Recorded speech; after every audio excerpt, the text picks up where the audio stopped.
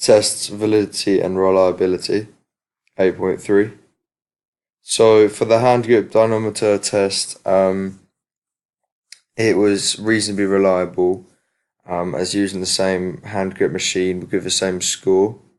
Um, but different techniques can be used, so that could also alter the average. So yeah, if someone used like a different technique and got a higher score, that would alter the average score. So it might change, um, yeah, the average. But has low validity, as it isn't really that relevant to rugby, apart from the fact that it tests forearm and bicep strength. Um, so yeah, definitely wouldn't be used in a rugby game, but it tests bicep and forearm strength, and you can compare it with teammates. Um, for the 20 meter sprint, the rugby ball, it has medium reliability as it can change. The person using the stopwatch, at the end of the 20 meters, so it can't be perfect.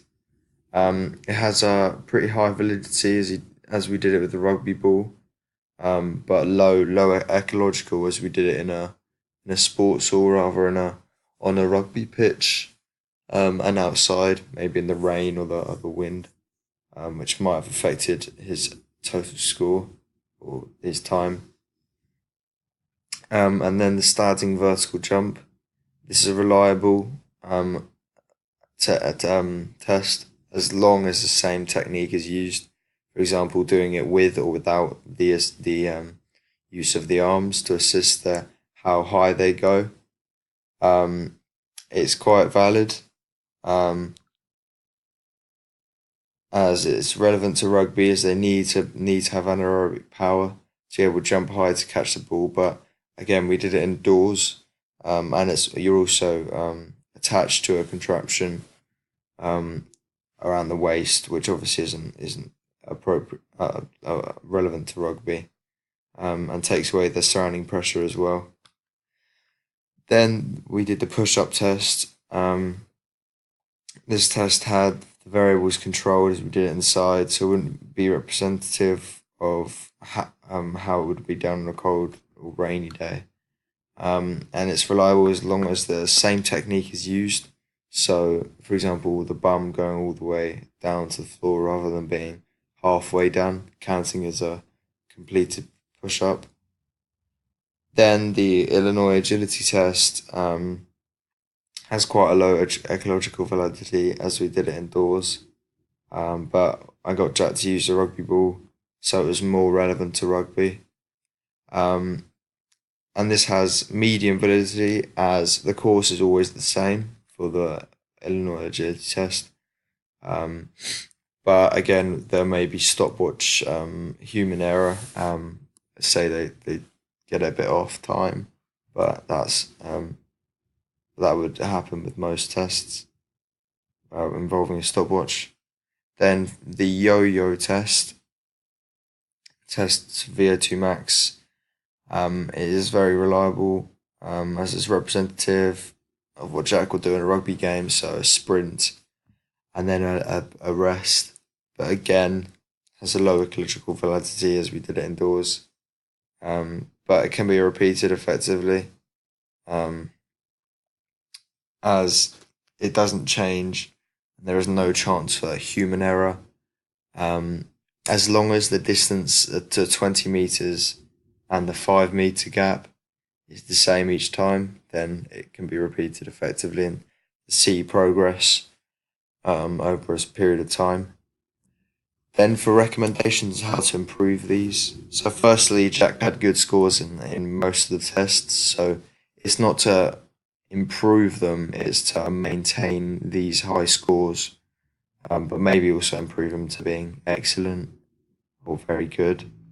So firstly, for the standing or vertical jump, Jack could do high intensity interval training, focusing on his anaerobic power.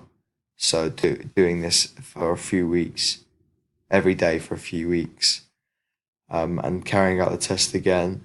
He could do things like burpees, every day,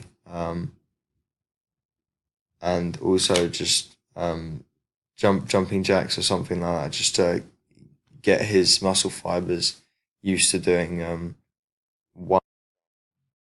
Yeah.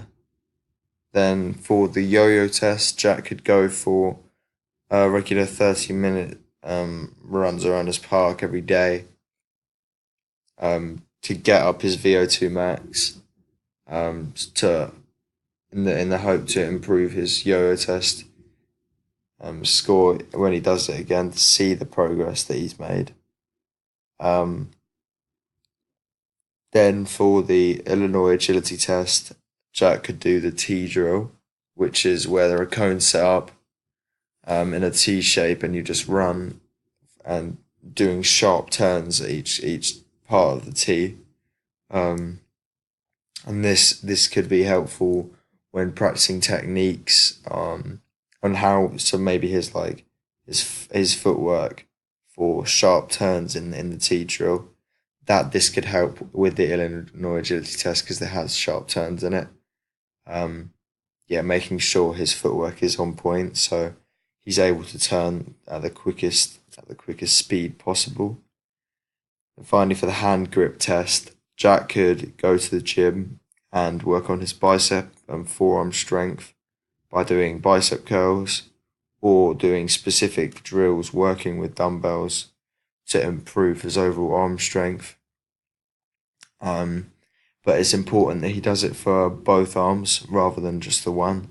Otherwise, one arm will be stronger than the other. So there won't be an equal strength in both arm.